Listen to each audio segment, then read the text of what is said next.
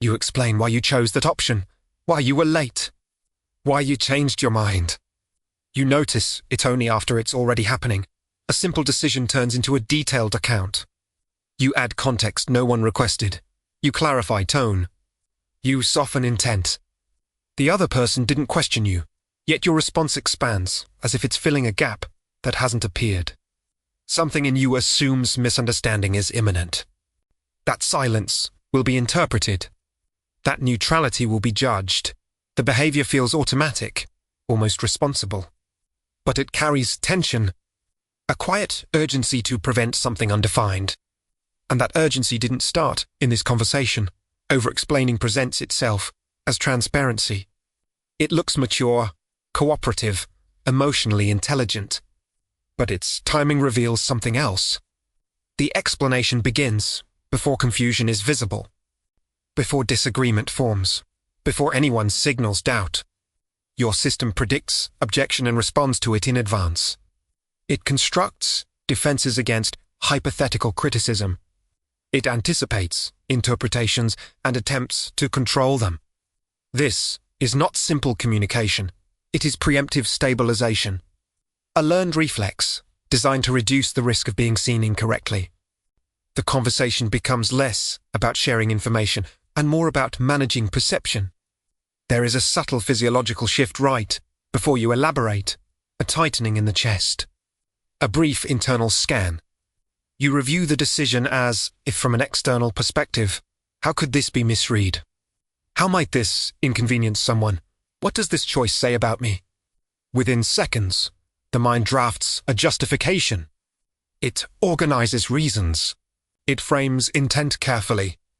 The explanation becomes a shield constructed in real time, not because an attack occurred, but because one feels possible. The body reacts to imagined evaluation as if it were present, and the response is immediate clarification. Small actions begin to feel disproportionate. Leaving a message unanswered becomes a potential accusation of indifference. Preferring one plan over another becomes selfishness. Setting a boundary becomes aggression. So you add context. You emphasize that you didn't mean harm. You explain that circumstances influenced you. You highlight that you considered others. The goal is not clarity, it is reassurance. You want the action to remain neutral. You want to prevent escalation before it starts. The explanation is less about being understood and more about staying safe from reinterpretation. Most people accept your choices at face value. They move forward without dissecting your motives. But your internal system doesn't. It continues evaluating. It replays the interaction. It searches for subtle signs of disapproval. Even when none appear, the anticipation persists. Because the real audience is not the current person. It is an internalized observer shaped earlier. A presence that once monitored your behavior closely. A standard that demanded explanation. The mind learned that actions without justification could trigger consequence. And it adapted accordingly. Achisomi point, your decisions were not neutral. They were examined, questioned, interpreted through suspicion. Preferences may have been labeled wrong. Delays may have been treated as disrespect. Boundaries may have been challenged as rebellion. The message was consistent. Clarify yourself. Defend your reasoning. Make your intentions explicit. Silence was risky. Ambiguity invited correction. So your system became vigilant. It learned to speak before being spoken to justify before being accused, to explain before being doubted. The adaptation was effective in that environment. That environment may no longer exist. The scrutiny may have faded. The consequences may not apply anymore. But the conditioning remains intact. Your nervous system still assumes that behavior is monitored, that choices are evaluated. That misunderstanding leads to penalty, so overexplaining continues as a preventative strategy. It creates the illusion of control over perception.